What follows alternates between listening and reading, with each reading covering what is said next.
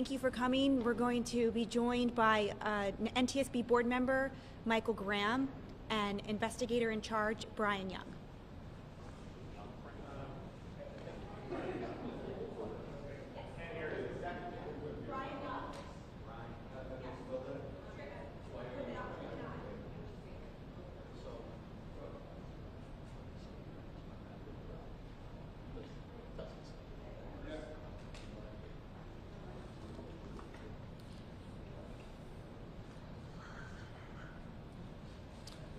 Good afternoon. Thank you for joining us today. My name is Michael Graham. I'm a board member with the National Transport. Is this not working? Okay. My name is Michael Graham. I'm a board member with the National Transportation Safety Board. Joining me today is our investigator in charge, Brian Young. At approximately 8:25 p.m. Eastern Daylight Time on Saturday, May 17th, the Mexican Navy tall ship Cuauhtémoc struck the Brooklyn Bridge on the East River, damaging the ship's 3 masts. Local authorities have reported that there were 277 personnel on board. Unfortunately, we had 2 fatalities during the bridge strike.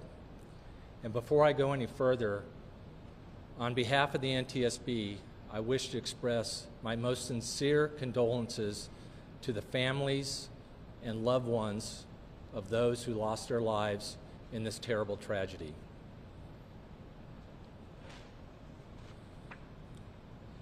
The NTSB arrived on scene late yesterday afternoon and throughout the evening, and our first day on scene was this morning, starting today.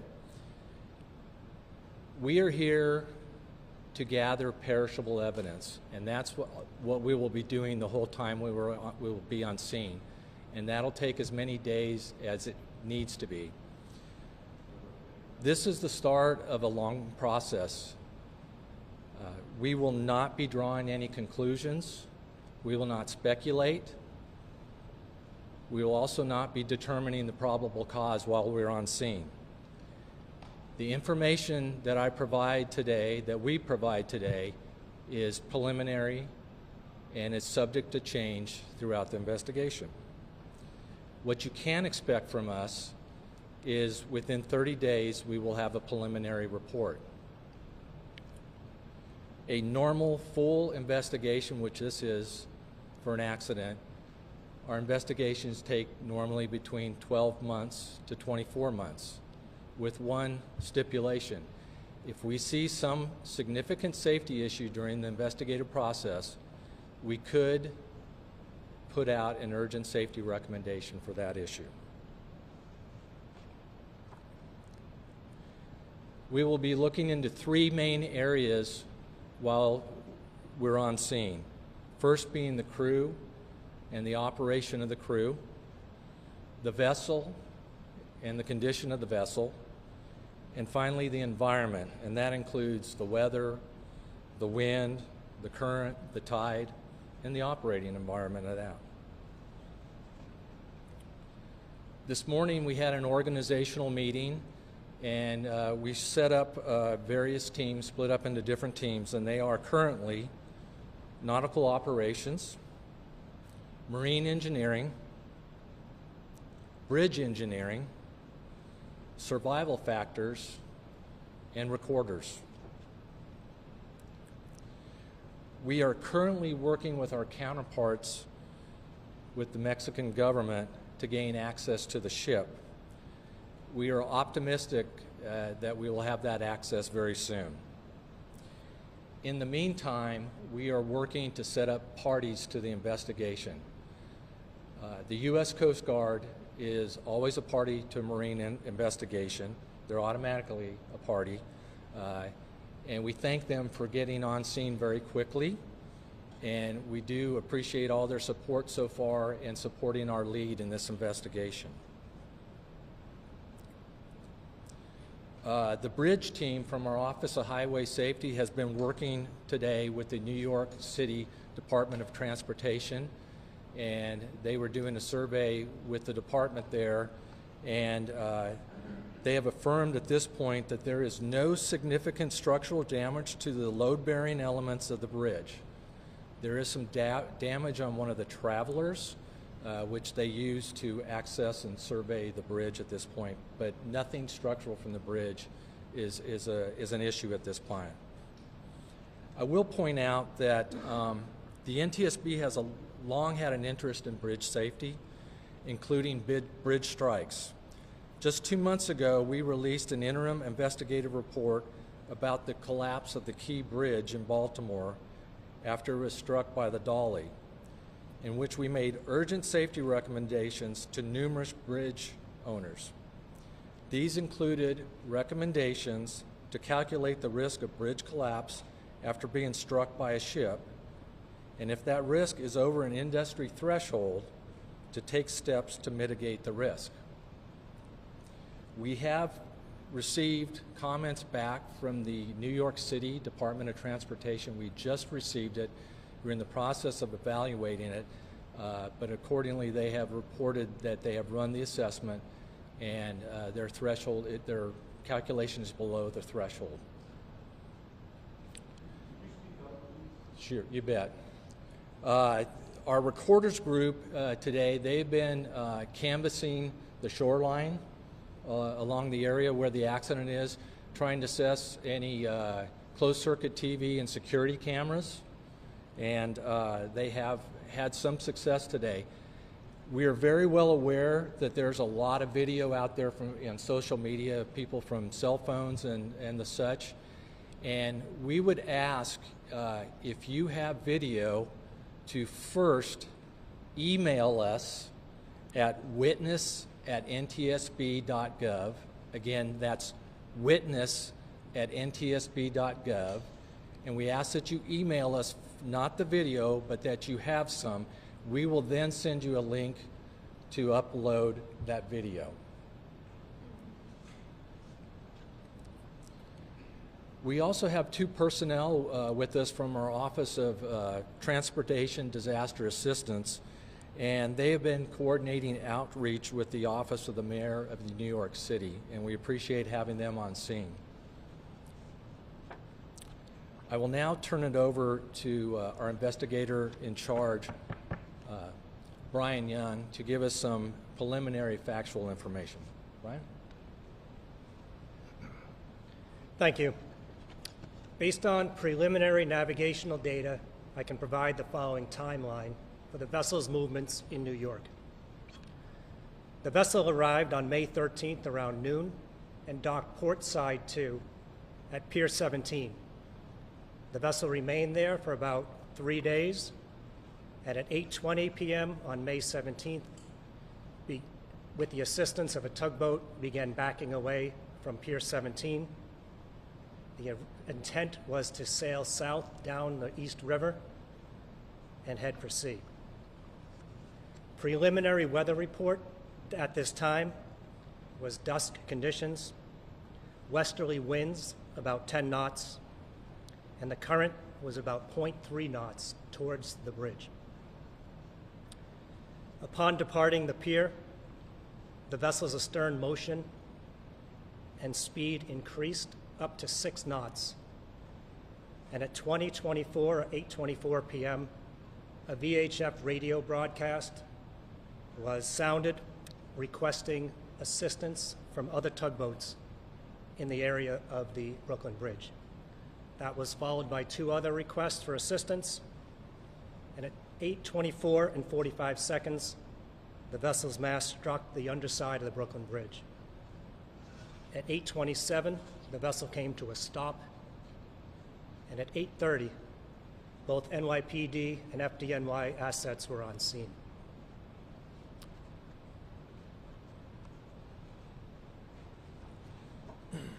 Thank you, Brian.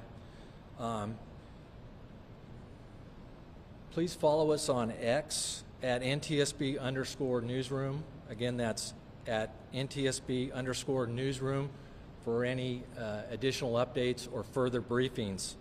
And before we get to questions, I want to thank all the first responders who were on scene, and they were on scene very quickly within 5 minutes of the bridge strike. And I'd also like to thank the ongoing coordination by the New York City Emergency Management. We appreciate all the work that they do and all the first responders. I'm going to take some questions, and before I do, I would ask that you raise your hand, and when I call on you, please state your name and affiliation, and we will do our best to restate the question for everybody in the room. First hand right there. Hi, Lauren Glassford, WABC TV. In some of the video, we see a tugboat. We don't see a tether, but this is as it's leaving Pier 17. Can you talk to the role of that tugboat and whether it was helpful or perhaps even harmful in the movements of this small ship? Thank you. The question regards the status of the tugboat alongside the vessel. As far as we know at this time, the tugboat had assisted the vessel moving off the pier, and part of our investigation will be to look into the tugboat's policies and procedures for the operation once helping the vessel get off the pier, what its guidance would be and what its the job it would have to do. Right here. Hi there, Chris Van Cleave from CBS News. Two questions. Any sense that there's a data recorder, a voice recorder on this ship to obtain? And it sounds like from your timeline, whatever went wrong happened very quickly after that tugboat got it out of off the pier. Is that right? The first question was about any recording devices on board the vessel, such as a VDR, a voyage data recorder. Our recorders group, once getting aboard the vessel, will make a full assessment of any recording devices, and we will capture that information and retrieve it. And the other question was, it was approximately 5 minutes from the time the vessel started coming astern to the time they struck the bridge. Yes. So you don't know at this point if there's a recorder? We don't know at this time, not yet. Right here. WNYC has two questions as well. Number one, why wasn't the ship towed out of the harbor towards Bay Bridge?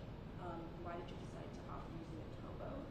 And then, as far as what you're exploring as what might have caused the ship to hit the bridge, has there been any discussion over whether this was an engine failure or anything else that might have led to this to happen? Okay, I read about 3 questions in there. Would you ask the first one again? Yeah, of course. So the first was, why was the ship towed out of the harbor towards Bay Bridge? Why the decision not to use a towboat? The question pertains to the use of a tugboat departing the harbor. Again, we are going to be, that's part of our nautical operations investigation, where we look at the procedures on what is the normal operation for a tugboat assist departing a pier and leaving the harbor. Got it, thank you. And then as far as what you might be exploring as like potential causes that may have led to the boat to hit the bridge, has there been any sort of discussion over whether this was an engine failure or what might have led to this to happen? The question pertains to a possible cause of the bridge strike, possibly as an engine failure, and we have an engineering group led by myself, which am an engineer, and we will look at the status of the engine. We'll look for any failures, we'll look for engine inspections, and we'll talk to the crew on what may have possibly occurred with the engine. And additionally, if the engine has any sort of ECM or electronic control modules, we'll grab that electronic evidence as well. We need to go to somebody else. I will also state, too, we haven't had a chance to do any interviews at this point. We need to interview the tugboat pilot, the harbor pilot. We'd like to, the captain of the ship, and there's a lot of some other crew members we want to do, but we haven't had that chance. And again, we are not determining a probable cause, and we're not going to speculate about one because we haven't gathered enough information yet. We're just at the beginning of gathering the factual information. There's a question right here. Hi there, Mark Morrell from CBS. Good. Two questions. You mentioned for the 6 knots. Is that typical for the boat when it's leaving, or was there some sort of an acceleration?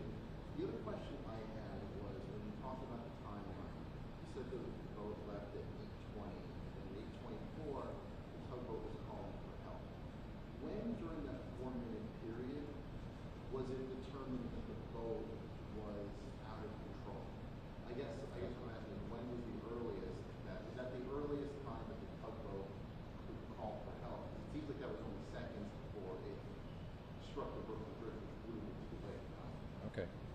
Go ahead, state the first question. The 6 knots, was that typical of this kind of a thing, or was there some sort of another acceleration? Like, was that standard notated at that time? The question regards the speed of the vessel at the time it made contact with the bridge, and it was at 6 knots. We are going to be accessing all the different electronic data to determine at what point the vessel began accelerating. We do have a bit of time where it was maintaining a constant speed of about 2.3 knots, and then the speed began to increase. And that's something we will be looking into as part of our engineering assessment of the operation of the engine. And what time did it start to increase? I'll have to check the data, but we have certain data points that we would be able to look at. And about the request for help? Like, when And the request for help, we had one bit of navigational data that we were looking into. It was the VHF radio. There may have been phone calls. There may have been a cell phone call that we haven't yet discovered. But the first bit of evidence that we have that any VHF conversation was had was at 8:45. I'm sorry, I said 20:24 and 45 seconds. In the back. I'm sorry if you addressed this. Mia Clark from Weaver One. Sorry if you addressed this already. It's hard to get back here. The NYPD put out a preliminary report saying that there was a power failure of some sort of mechanical issue. I understand you're not drawing conclusions now. Do you have any idea where the NYPD may have gotten that information from? Okay, the question's about the NYPD basically putting out preliminary information about maybe a power outage to the engine or something like that. We don't know where they got that data from. We have, like Brian has told us already, we haven't even had chance to access the engine. So we don't know that. We haven't had a chance to look to see if there's any recorded data or anything like that. So we're not sure where they got that from. But that'll be part of the investigation too. If somebody has information like that, where did they get it from? We don't know at this point. Okay, I'm gonna come back over. Back in the back. A little louder, please. I know the air conditioning is really loud. Do you have any information on the ship departed early before the collision? I'm sorry, say it again. So, do you have any information that the ship departed early, that it was supposed because the collision, the weather conditions? Ship, okay. The question is, do we have any information that the ship departed early because of the weather coming in? We have no information on that at all. We haven't had a chance to talk to any of the crew at this point. Okay. Why is that? We are waiting. The question is, why haven't we had a chance to talk to the crew yet? We are working with our counterparts in the Mexican government to gain access to the ship, and hopefully with some of the crew members to be able to interview them. Not unlike the harbor pilot, the docking pilot, we're going to interview them here in the near future. Question? Have you gotten any response from the Mexican government? Have you actually spoken to some officials, or you are waiting to see for any response? The question is, have we spoken with the Mexican government and all? We have our officials, our counterparts on the other side. Our general counsel is working with them at this time. We're also working with the vessel agent. And we are very well aware that there's also other crews that the city would like to move the ship to a salvage yard very soon, and there's going to access that needs to be done so that they can actually assess the hull integrity from inside the ship, hopefully also. Another question right here. Sir, I have two questions for you. First, where exactly is the crew now, and where is the ship now? And then secondly, in previous bridge strikes, what have been the spectrum of causes? Can you just take us through that? Okay, you want to? The first question was, where are the crew and the ship at this time? They are docked on the east side of Manhattan, and the intent is, once it is deemed that the vessel is structurally sound, they will tow it to a repair facility. And they're on the ship living there? Yes, the crew is living on the ship right now. And then the second question about the spectrum of possible causes in previous bridge strikes in the U.S.? Give me the whole question again. Sure. Can you just take us through the spectrum of past bridge Okay, he's asking a question about the whole spectrum of previous bridge strikes and causes. There are multiple bridge strikes out there, and it depends on the size of the ship in many cases. The vast majority of them, looking at the statistics, have been barges. I think a lot of them are mainly on our inland rivers. We've had numerous recommendations out there over the years. The most current one we have was from the Dolly in Baltimore, and you saw the results of that bridge strike. It was catastrophic, so that's why we put out an urgent safety rec just here recently for bridge owners to take a very close look at their risk assessment of their vulnerability of a bridge being brought down by a boat strike or a ship strike. Okay. One more question, right here. So, I want to ask about the crew. We've seen that many of them went back to Mexico. So, the folks on the ship, are those people the ones that you need to interview? And could you just go into any detail about not being able to access the ship yet? Sorry, one more. I was at the ship this morning, and I saw some folks up on the masts moving stuff around. Is that going to mess with your investigation? Okay, the question is about the number of crew, initially the first question, and how many of them left the ship. It has been reported that the City of New York helped approximately 179 cadets leave the country last night to go back to Mexico. And it has been reported also by the city that there are, I believe it's 94 crew members on board working. The other part of the question was about people working up in the mast earlier today. Yes, I was on scene myself on the dock. We did see some crews up there. I don't want to speculate what they're doing, but I know there is concern by everybody, especially those that are going to help move the ship to a shipyard, that we need to secure the mast up there, since some of it is broken off and it's entangled in the lines. So those are obviously going to have to be secured before the ship is moved, so that doesn't create another hazard. Okay? Thank you very much.